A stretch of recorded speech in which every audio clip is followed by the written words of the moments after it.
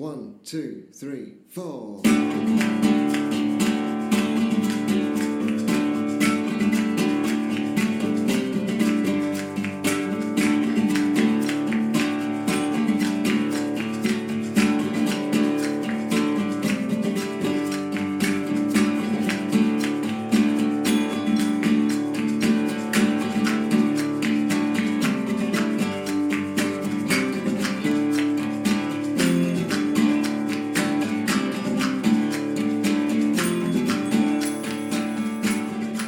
So thanks for downloading the Scuba Confidential podcast. It's Marcus here, and with me my two friends, Ian. Hello. And Louise. Hello. So this week we're on episode 16. They're soon racking up. And we've had some really positive feedback from the previous episodes, which is always really, really nice. On this episode, we're going to talk about what we've been up to, as usual. We've got the news with Lou, and then we've got a guest in the studio who we'll introduce a little bit later. So first of all, guys, what have you been up to? Ian, what have you been up to? Hi, I was up at Stony a couple of weeks ago. That was really good, Stony Cove.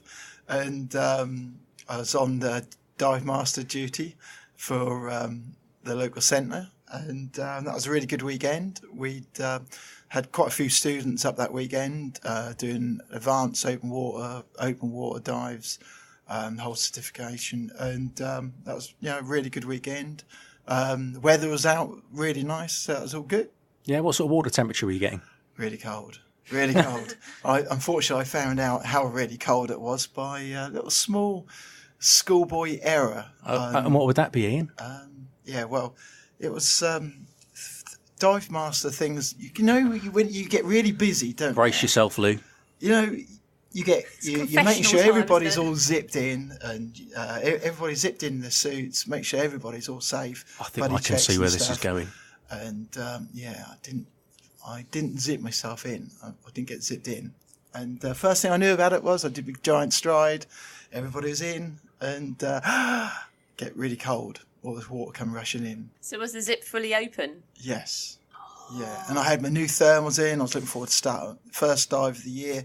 Well, no, actually, first dive of the season, and trying my new thermals out the lot, and I got soaked. Is that the first time this happened to you? Yeah, it is. Yeah, and the last. Yeah, I was going to say, any more of that. I think you've just learned an important lesson there, Ian. Yes, definitely. Make sure you do your buddy checks properly. Wise advice there from the King of Bungee. I do. So, what have you been up to, Louise? Well, I was there the same weekend. I didn't actually see Ian's thankfully dry suit mishap in action, but I was on surface cover duty, so I was doing surface support for a couple of open water groups and an advanced group that we had with our local dive centre. It was a really good weekend. It's pretty chilly, but everyone seemed to have a good time. We had lots of smiling faces by the end of the weekend, so it was good. Excellent. And for me, I've been actually taking on board some new dive master candidates, and they're kind of at different stages. So last night I was in the classroom with one who was doing some theory, and we were talking about assisting with students in training and attitude and positioning and how you can assist and anticipate and provide and all those kind of things that you try and instill into dive masters. And then it was quite interesting because then I bumped into someone who was looking to do their dive master training, and it sort of underlined that mismatch between what people think a dive master is and what a dive master actually is, because I was talking about, okay, well, you can come in and we'll have an orientation and we'll talk about my expectations of you, our relationship will be as a dive master mentor relationship, and what the expectations are. And they said, well, it's just helping out, isn't it? And I was like, well, kind of. No, that's exactly what I said. Kind of. There is a percentage of that, but there's a lot more to it. So there's always this perception of instructors and dive masters and dive professionals, and that kind of mismatch between what the role actually is as an outsider and what it is when you get into the nitty-gritty of it and you really understand the job. And that'll tie in a little bit with what we're going to talk about later with our guest when we talk about instructor training. So I think that's something quite interesting. It's actually quite a good role. I quite like being a dive master. I think that's a nice role to be in. And we like you being a dive master, Ian, as well. Oh, thank you. Team hug. Well, I don't think we're going to be doing any hugging right now. Okay. And our guest is looking quite anxious and may leave the studio if we carry on He's in that vein. He's a bit worried, actually. Well, I would be sitting that close to you. Right, so we're going to move on now. I think it's traditional feature of the podcast. It's Louise with the news. Diving professionals are to be offered a free online course in an effort to help conduct environmentally friendlier dives, managing their guests better and how to prevent coral reef damage. So the UK charity, the Reef World Foundation, has launched the Green Fins Dive Guide e-course, which through a partnership with the UN Environment and the Reef World Foundation, it's basically hoped that the course will assist diving staff on how to prevent environmental damage caused by their scuba diving groups. The course, which can be added to dive master training programs, contains 3 modules and provides techniques such as how to provide an effective pre-dive briefing, focuses on relevant environmental considerations, and it focuses on how to prevent customers from touching coral reef areas while they're diving. So even though essentially a dive briefing should contain the obvious, don't touch, leave nothing but bubbles, I think this course will really kind of bring it to the fore and create a better structure, I think. Well, I think I'd agree with that. And I've had a little bit of experience with Green Fins as an organisation. And if people don't know who Green Fins are, you can go to their website, greenfins.net, and take a look. As Lou said, they're kind of an organisation that's off the back of the United Nations. So it's the UNEP, United Nations Environment side of things. They founded in 2004, and they do lots of valuable stuff. How it relates to me really is when I used to run a boat in Thailand, I used to use the Green Fins promotional materials and have them pinned up on the boat. And they have 15 steps and 15 kind of protocol for kind of good environmental interactions when you're in water, and how you can preserve the environment while still enjoying it as a scuba diver. And I think I've got that somewhere, so perhaps we can put that up on social media when we're finished and this episode goes out. I think that'd be something really useful. Yeah, I think that's a really good idea, because that's nice to see something like Green Fins taking a progressive stance on, how diving professionals can move that step forward, rather than just, we're here to teach and stuff like that, but we're actually taking steps out to look after the environment as well. So I think that's a really good idea. It's being proactive, isn't it? It's just taking a proactive approach to dive briefings, dive considerations. Chloe Harvey, the Foundation's director, said that many divers now expect and demand environmentally aware guides, so being a positive role model in this way not only protects the underwater environment, but it also results in better employability and better advice for divers. Yeah, I think it's really positive, and it is something that's growing more and more, where you have everything we talked about on an earlier episode when we talked about your visit to Asia, where people doing beach cleanups and these kind of things involved with diving. If you can promote it and kind of make it ingrained as new divers are learning and kind of moving into the sport, I think with each generation of diver, those interactions with the environment are going to improve. You are going to bump into those old school divers who still think it's okay to prod things and pick up, urchins and stroke animals and this kind of thing in the water. But I think that will hopefully phase out over time, and interactions will be more positive as we go forward. I think it's really good. And I'm just looking at their website now as it happens, and they've got their mission statement written on there, which is to protect and conserve coral reefs by establishing and implementing environmentally friendly guidelines to promote a sustainable diving and snorkeling tourism industry.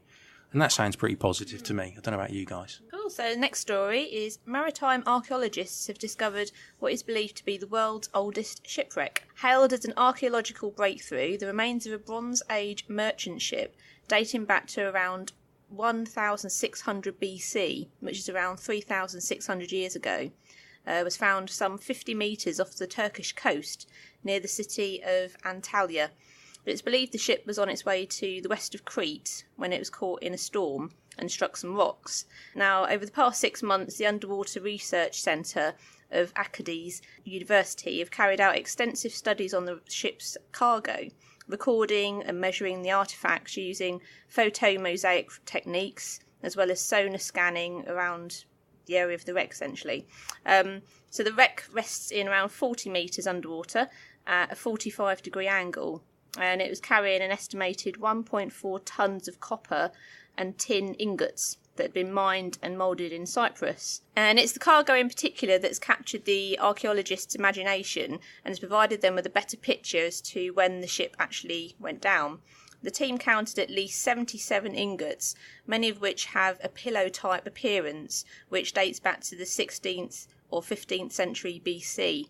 meaning it could be the earliest industrial cargo vessel. And the artefacts from the wreck are set to be displayed at the museum in Kemah, where the Underwater Research Centre is based. So this is a massive deal for anyone who's into wreck diving or the history. Yeah, very, very old shipwreck discovered. Isn't it? Really old. Well, it's interesting stuff, isn't it? And the Mediterranean, much like the North Sea, is completely littered with shipwrecks and 40 metres underwater, according to the report. So it's within recreational bounds, so it's possible. But with some, copper as well, that's worth a fortune. no heading down there with your crowbar and your lift bag, Ian. I know your type. But I think from an archaeological point of view, it's going to be amazing. It'll probably, I would suspect, given its importance, they'll protect it with legislation, and divers won't be able to just dive it willy-nilly. But hopefully we'll get some images back from it soon, and we can see what this looks like. It looks like an amazing shipwreck. Brilliant. Is that it for the news, Lou? Yes, it is. Excellent. So we're going to move on now and talk about something completely different. In fact, this was sort of semi-triggered by a patron who wrote into us, who said they were about to do their IDC. And it occurred to me that, well, not many people know what an IDC is, what's involved, what the procedure is to becoming a diving instructor. And so we've brought in friend of the podcast, Mr. Jim Marshall. Hello, Jim. Hello, Marcus. Hello, Ian. Hello, Lou.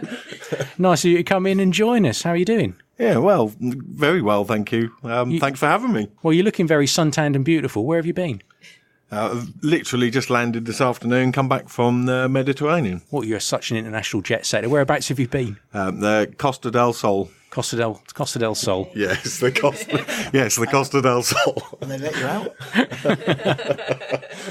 So whereabouts have you been there? Where have you've been diving out there, I presume? Yeah, it was a family holiday, but just got a couple of dives in while I was there with guys that I know out there that I've dived with many times before. So, and they're good guys, are they? Yeah, really good guys. Do you want to tell us who they are? They're Simply Diving, Simon Bell. He's the course director out there. Really nice guy.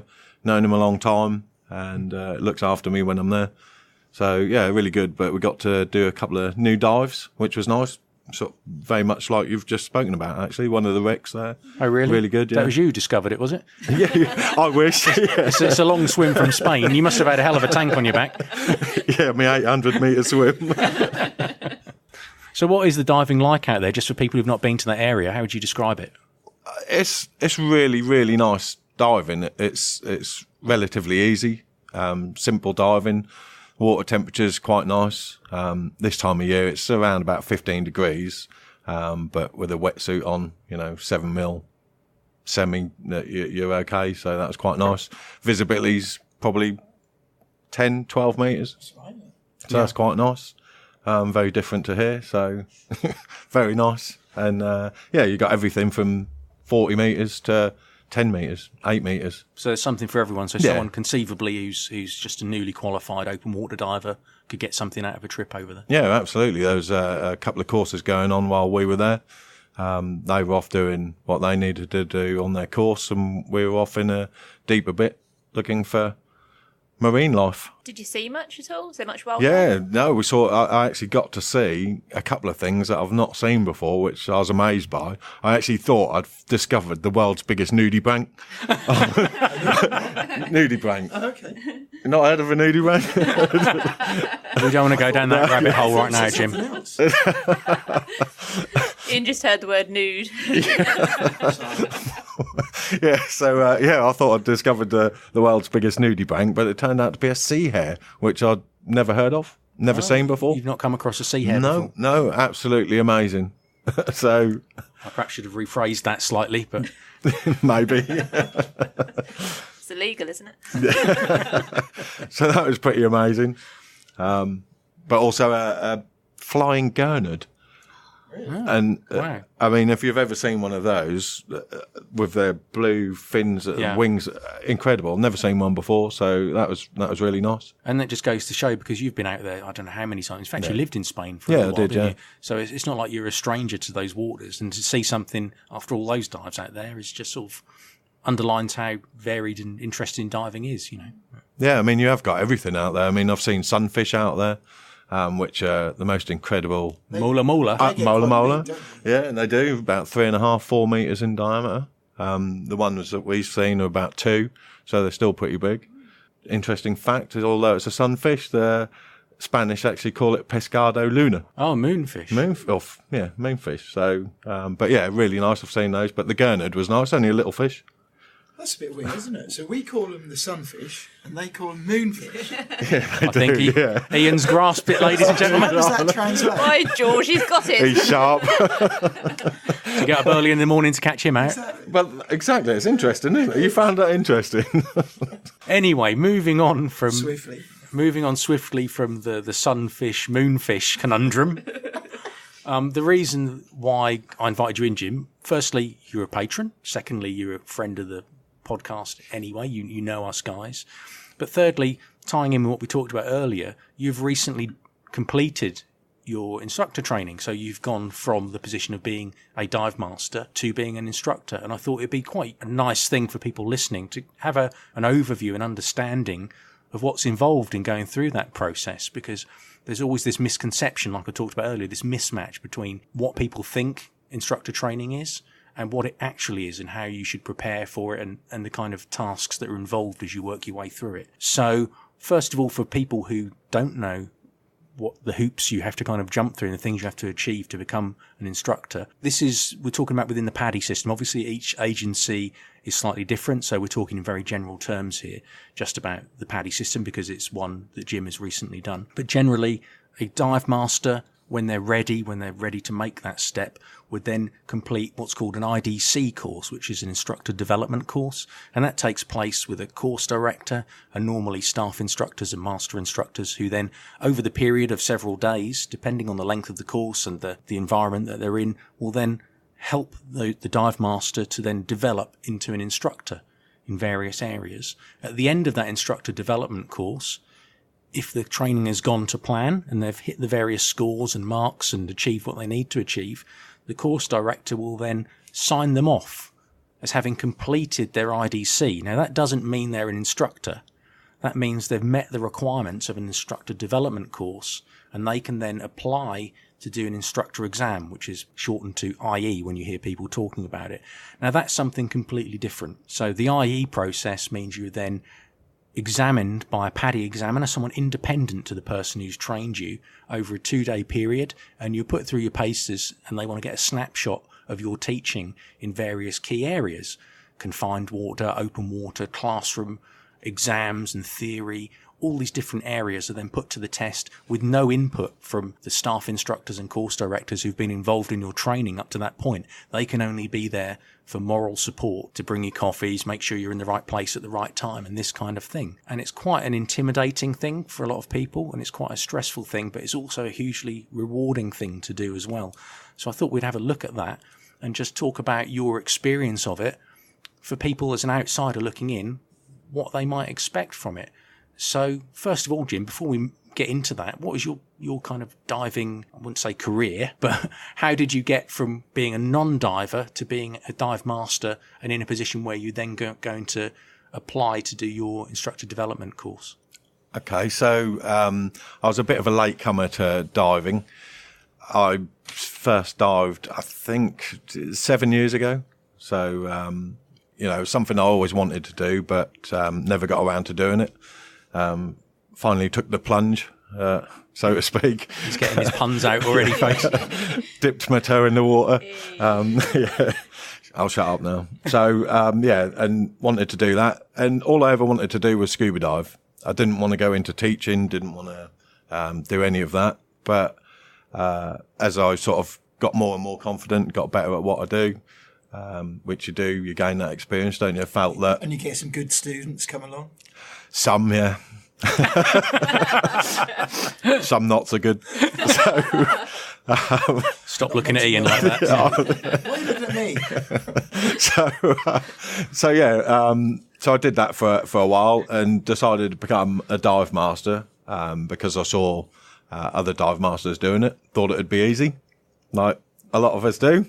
And my friend at the time was just qualified as an instructor. So he took me on as a dive master. And yeah, I actually loved being a dive master. I think you love being a dive master, don't you, Ian? I do, yeah. You know, because it is nice. It's really good. But then I got to a point where I thought that, after several years of being a dive master and plying my trade, that I felt I was ready to go to the next stage. And that's something I do when I'm ready, not because someone else says, oh, you could make a great instructor or a great dive master. I did it when I felt I was ready to do it. And I was kind of ready. The next stage was maybe threw me a little bit. Well, it is quite a leap, and I think it's something that's sometimes underestimated. But for you, what were the signs for you personally that you felt you were ready to make that next step? You'd been a dive master for some time. You were well respected and experienced dive master. You worked with me once. Yeah, that's almost nice. I'll get you back later. Yeah, He's filling up. Look. I am. I've gone red. But when did you feel you were ready to do it? What was the tipping point for you? I was on a course at Stony Cove as a dive master. I think Ian was actually there as a DMT. But I was kind of pulling up one student from dropping down too far, pulling another one down, so both hands. And it seemed not easy, but seemed more fluid. Felt like it was just what I do. So I came out of there thinking, that I wasn't stressed by that. I wasn't panicked by that. It was just seemed natural that just pull that person up there, pull that person down there, swim along a bit, do it again. And it felt just fluid and natural. And I just felt then I'd got to that stage where I could move on and push myself a bit further, really. I think that's probably the right way to do it. Sometimes there is a temptation for people to rush from course to course to course, which can backfire. And it's a bit like any course you're going on. If I'm teaching a rescue course with you actually, Jim, in a few weeks, and part of my orientation to that course will be, at this stage, you need to be comfortable in your own diving skin, because the rescue course is all about other people. So at this stage, if you're worried about clearing your mask, or you're worried about putting your gear together or getting kitted up, or those kind of fundamental things, you're probably not on the right course at this point. You need to get some more experience in and some more practice. Ian, you look like you want to say something. Well, yeah. I was just going to say, I think that's really important that you don't rush into these things, and that you do think, well, a bit of self-evaluation. Am I ready to move up? And you recognise that you felt ready, and that's kind of how I feel as well. Because I think, well, the only step for me is to go up.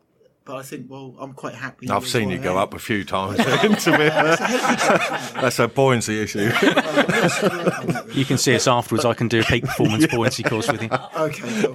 So, but it is. I think it's really important that you don't rush. And you Marcus, you picked up on the point that some people go from dive master to instructors really quick and not find fault with that. But I think sometimes it's good to assess to see where you are before you do take that next step. Yeah, I think that's very true. Depending on where you are in the world, the route can be very, very different from going from an open water diver to being an instructor. And a lot of people, like myself, like Jim, like probably Louise with the dive master training, happens as kind of a happy side effect of enjoying diving so much and wanting to share that experience. I think from a personal point of view, and this isn't me pointing at any particular agency or organisation, I think sometimes there is this rush with people to climb that ladder perhaps a little bit quicker than they maybe possibly should. And it needs some honest self-evaluation, as you said, Ian. Well, I mean, I'd like to say something at this point. I didn't rush into it because I don't think it's something you can rush into. So doing this zero to hero, as it's called, is, I think we've spoke about it many times before, is that, you kind of think, would you leave your daughter? Well, I've got a young daughter, that would I put her with one of these guys that has just come straight through really quickly? No, I wouldn't. I was a dive master for almost 4 years before I decided to move up, before I felt I was ready. So I've had to learn a lot in such a long time, and I'm still learning, still a lot to learn. Still haven't taken any open water students out as yet.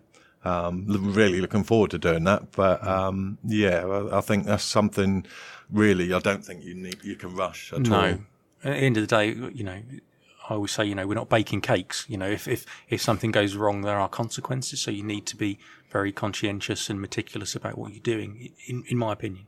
I look at very much like you're taking your driving test in a way, is that you get your license and you don't get that experience and things like that until you're actually in the water. And because you can't, as you said, Jim, you're still learning.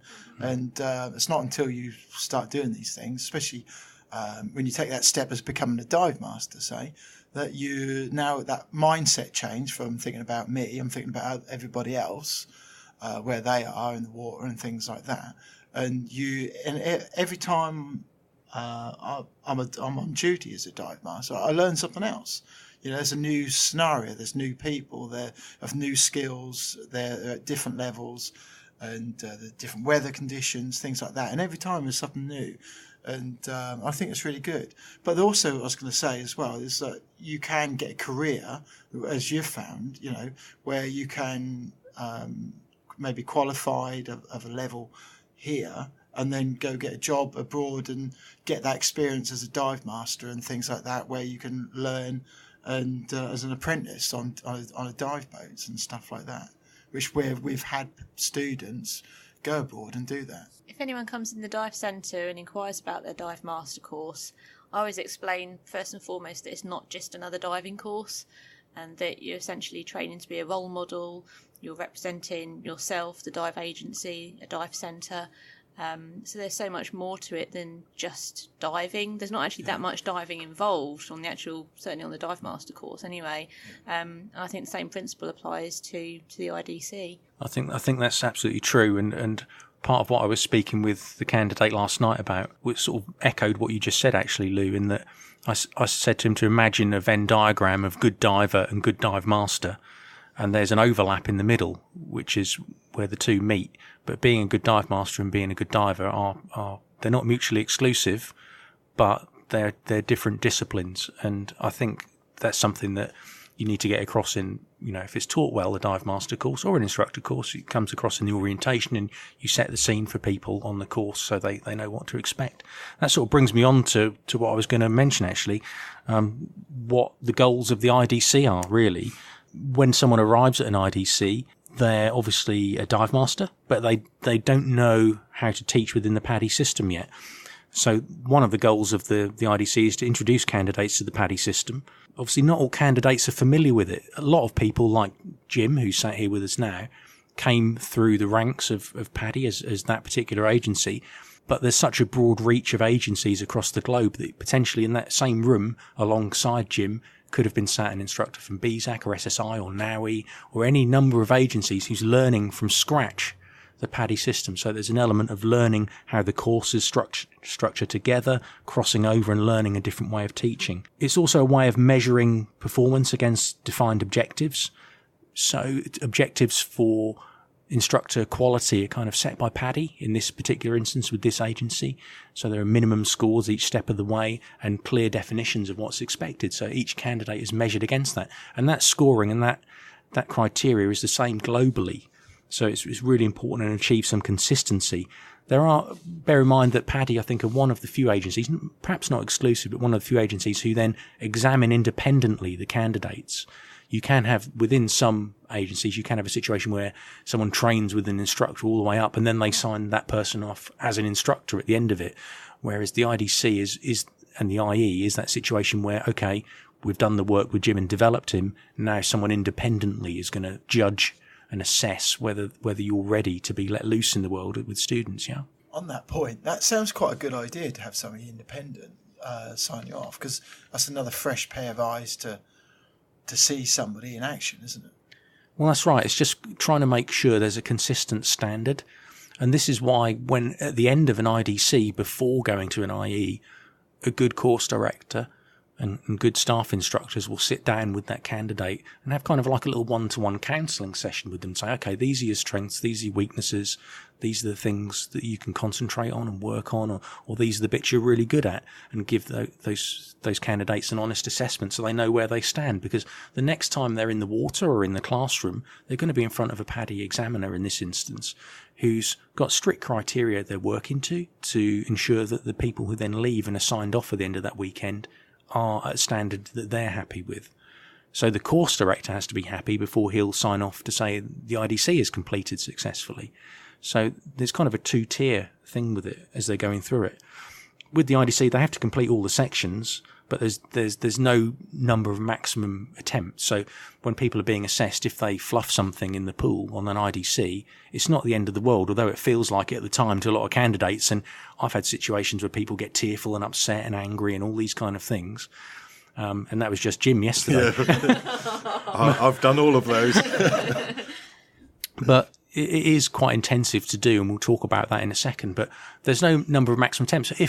If during that IDC process you fluff something in the pool and mess something up, it's not the end of the world, because you can then be coached and have another bash at it to achieve those passing scores. It's when people are repeatedly not meeting those passing scores or making fundamental problems, it's time to have a conversation and say, well, maybe you're not quite ready yet, and some remedial training, or to go away again when you've gathered some more experience, or whatever that conversation happens to be.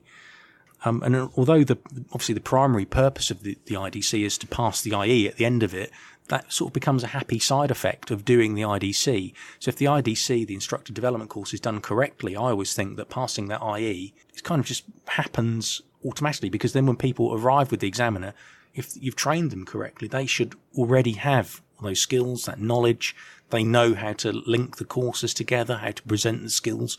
All that knowledge should be there, and it should be a case of just going through that 2-day process as a confirmation almost that they're ready, rather than stepping up a level. It should be almost a confirmation that they are, as the course director described, and it's not sort of false advertising that they made it this far. So there's lots of reputations at stake, and financially it's a big commitment as well. I dread to think, I mean, Jim, I don't want to get personal, but how much do you think it would have cost you? I mean, this is UK based, but just roughly, if you were to put a ballpark figure on how much it costed you to do the whole process, what would you say? As a ballpark figure, I'd say about £4,000 to take the whole thing from the IDC, the AI, and the IE, the IDC altogether. About £4,000. Yeah, so that's not something you take lightly. I mean, it's a big investment. It is a big investment, and you have to be prepared to make that investment. The rewards are really good. Not financially, you don't make good money as an instructor, let me assure you, but it can then lead you to, as Lou said earlier when we were talking off air, it's a vocation in a way, and it led me to travel around and spend best part of a decade bouncing around different countries in the world and teaching and diving and seeing some amazing stuff. So it can happen. It leads to a different way of life, doesn't it? And opportunities to train and learn as you travel and things like that. Yeah, and it's great fun too. You think of the people you meet through diving. The four of us, if it wasn't for scuba diving, the four of us sat here in the studio today may not have even met, because we lead such different lives outside of this studio and outside of diving. There's a good chance that we're four good friends who may not have even bumped into each other, was it not for the circumstance of us all loving scuba diving. So it's great in that way, in my opinion. Okay, so within the IDC, the assessment is split. Confined water, and people are assessed that they can present and teach in confined water, so a pool environment or pool-like conditions, if you look at the standards within the manual. There's knowledge development, so as in classroom presentations. There's open water, so as it says on the tin, taking people into open water and teaching sections of a course within the strict standards that are set and with safety and control. There's theory exams, general standards and procedures exams. There's a skills circuit of skills, which is something you build on from the dive master training. And there's a basic fitness test of an 800-metre mask fin snorkel swim. So it sort of covers all the bases, more or less. I'm just wondering, Jim, what your feeling was about it, and which bits you found you enjoyed, didn't enjoy, what sort of challenges you faced as you were working your way through this process. Well, to be honest, I didn't initially enjoy any of it. If I'm honest. Obviously, I think apart from the financial commitment you got with the IDC, it's what you're aiming for as well, to be an instructor. It's kind of like we've said before, it's like the black belt of karate, isn't it? It's the kind of pinnacle that you want to get to. You want to get to that point of being an instructor. But so I didn't really enjoy a lot of it to start with, but as it went on, and obviously had a good course director teaching us, it got easier. I think I wasn't afraid of doing it all. I do all of it anyway, I like to think I'm quite good in the water. I'm sure Mark, I can see him grinning already. You're like Jacques Cousteau. Yeah, well, so and my skills are good. I'm good in the water. I present in my day job as well. So I don't know. It was very stressful, I think, and I put myself under enormous pressure, really. But yeah, as it went on, apart from the stress I put myself under, I found myself growing and learning more and taking it on. It's just quite intense. You do it over a week, a few days, so it's quite intense. The course director kept telling me I was ready to do it. I was disbelieving and telling him I wasn't ready and I wasn't going, but he knew I could do it. And when you look back, I think you look back at it and you go, what was all that fuss about? But it was relatively easy, I think, in my own mind because of the way I am and the way what I put into it. I put a lot into it. Well, I think that you had a head start in a lot of ways because of your professional background. So, as you said, presenting is something you're familiar with and talking to groups of people. You're fluid at that anyway. So you've got that as a skill. You had the advantage that you were experienced as a dive master. You'd spent a couple of years or so as a dive master, so you'd honed your craft in that area. So all those bits up to that point, you already had sussed. That was fluid and automatic for you. You had sort of mastery of those bits. So it was just building on that. I think where it can get tricky for people and they can get really flustered is if they're still fresh at those other bits as well, if they're sort of trying to run before they can walk. So I think a lot of the pressure is self-imposed with these things, and you're not the first person to say they not enjoy it. Normally there's a point about halfway through an IDC, if I'm staffing it, when candidates start coming to me saying, I just want to be a dive master now, I don't want to be an instructor, and they want to bail out, and you have to sort of have a little pep talk with them where they're at that sort of breaking point. Did you see that from yourself or any of the other candidates? Yeah, me. There were several times when I did doubt that I was ever going to make it up there. And that I would, not that I couldn't do it, that I didn't think I was ready to do it. Because I'm one of these ones that likes to do things when I'm ready. I won't get pushed into doing something. And, this is a sport that you've got to be good at, haven't you? You're taking people into the water and doing stuff with them. So I didn't think I was ready, but, I kept getting told I was. And I had a couple of good people doing the course with me. And they kept saying I was ready and I could do it. So you can name their names if you want. Elia and Matt, they were good. So it's good to have them.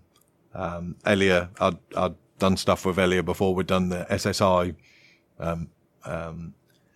assistant instructor, or DCS as it is. So it's good to have them there supporting you. Actually, I was going to just while you mentioned their names, I was just going to say something actually, because a few weeks ago I mentioned on the podcast that I'd done some teaching with you and I'd done some teaching with Elia, which I had. And I was sort of waxing lyrical about how, you were developing and growing into really good instructors. And then I bumped into Matt and he's like, why didn't you mention me? And for Matt, we still love you at the podcast, don't worry. It was just that I haven't physically talked with you yet, so I didn't want to tell Porky Pies about having worked with you when I hadn't.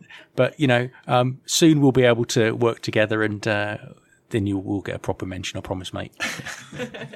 Getting back to, believing in yourself, having that self-belief that you can do it, yourself that you can teach, the skills, the knowledge, you've done everything on paper, you've got everything there.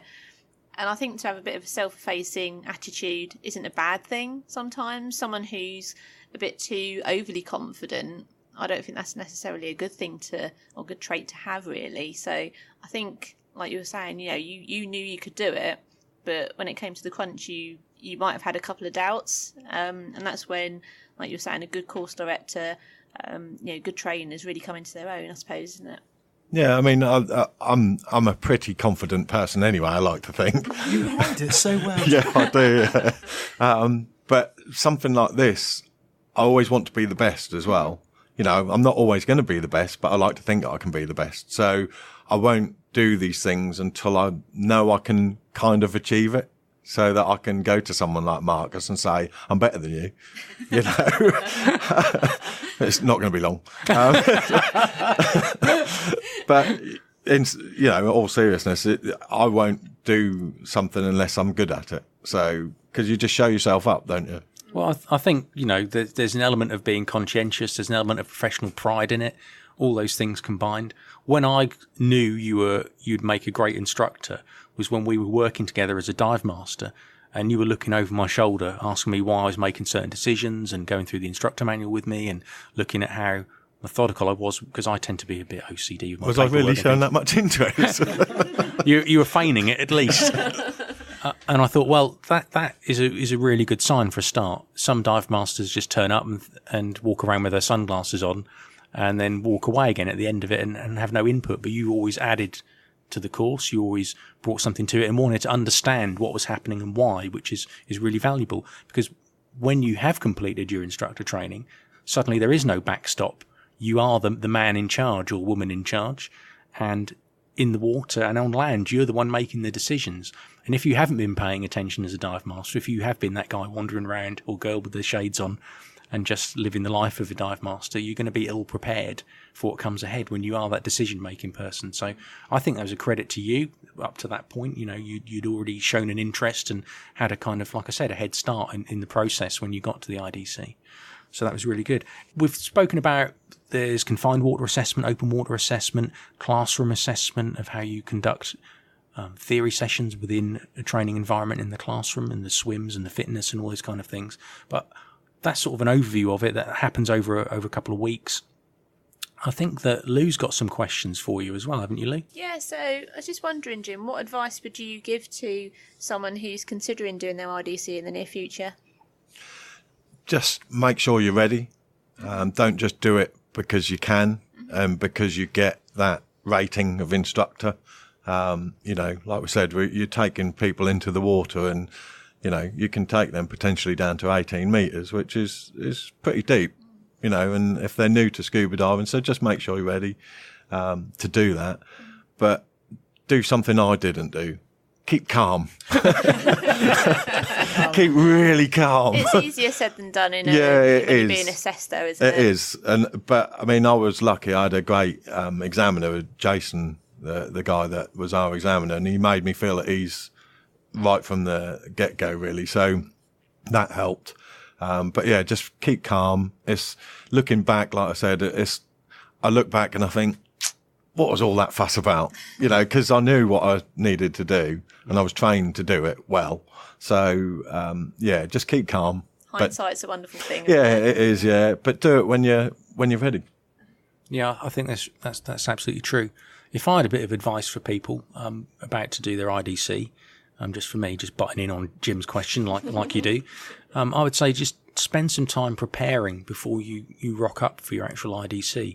And by preparing, I mean be sure you're entirely comfortable with everything up to that point. The aim of the IDC isn't to retrain you on skills you should know from your dive master course or your rescue course or anything up to that point you should know. So if you're worried about your theory side of things and the physics and the physiology and the skills and environment exams that you did on your dive master level, you're not going to be retaught that when you get to an IDC. So go away, do some study. There's lots of guides you can either buy or find online at various websites that will assist you with that. If you've got a question mark over your fitness and you're going to be doing lots of running around as an instructor and dealing with students, go and work on it. If there are any skills you're not sure about because you haven't demonstrated them in a while, go and practice them. Find somewhere you can practice them beforehand. Arrive already being a kind of polished dive master, ready to go and learn the next stage, which is all that previous stuff is taken as read.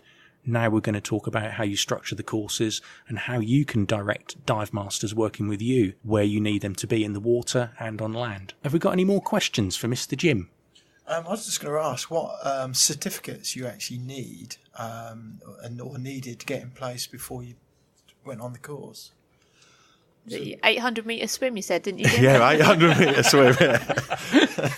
You got a swimming certificate from school? Yeah, I got a swimming certificate, a badge.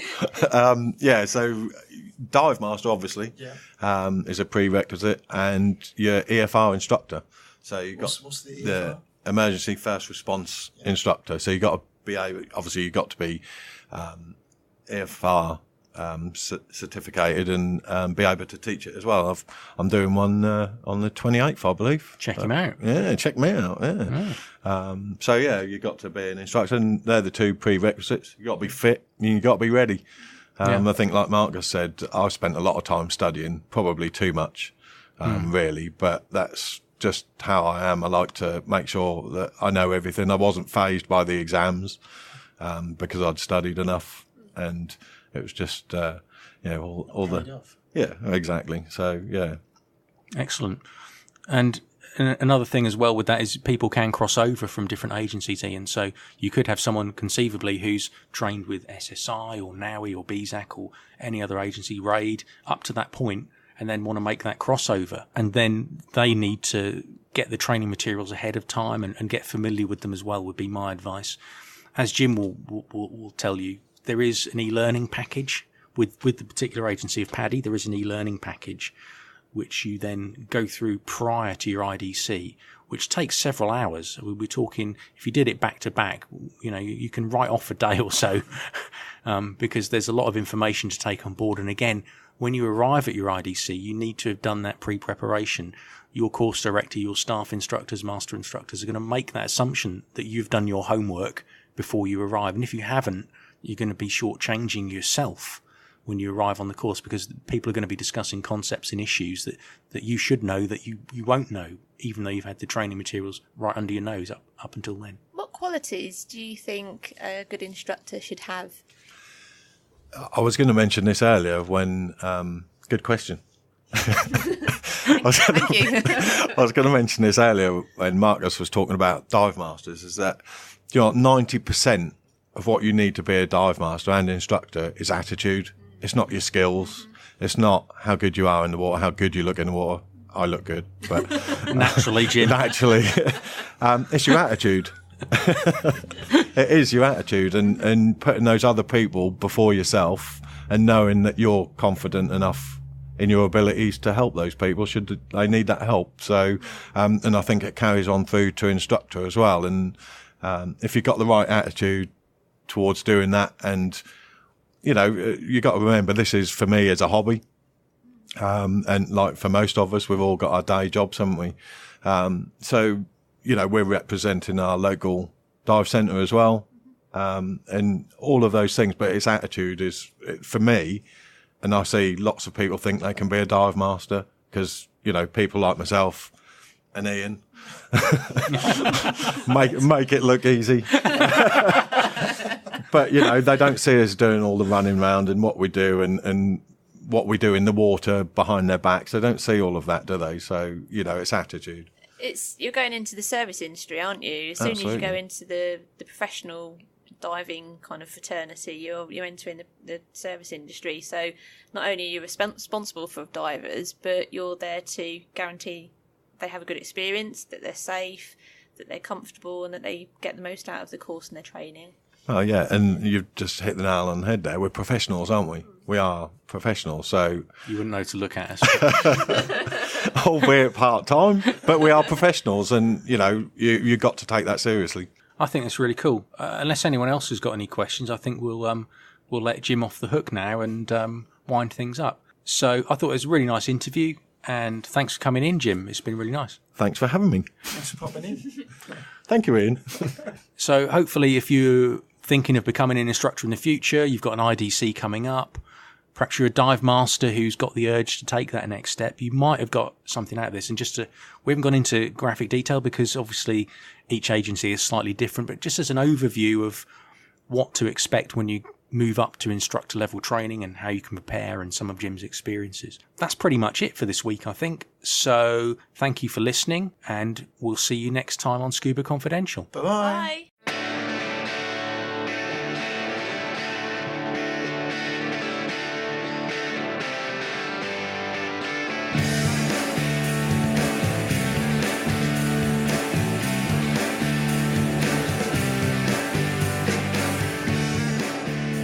Thanks for listening. This is just an independent podcast and we don't represent PADI, SSI, BZAC or any other training agencies. We are just three friends sitting around talking about diving and other diving related issues, just our opinions, that's it. You can contact us on the usual social media sites: Instagram, Scuba Confidential, Facebook at Scuba Confidential, Twitter at Scuba Confident 1, email at scubaconfidential@gmail.com, and you can support us also on a site called Patreon at patreon.com/Scuba Confidential. And lastly, just want to say thank you to Plunkett for the excellent music. Over and out. Peace and love.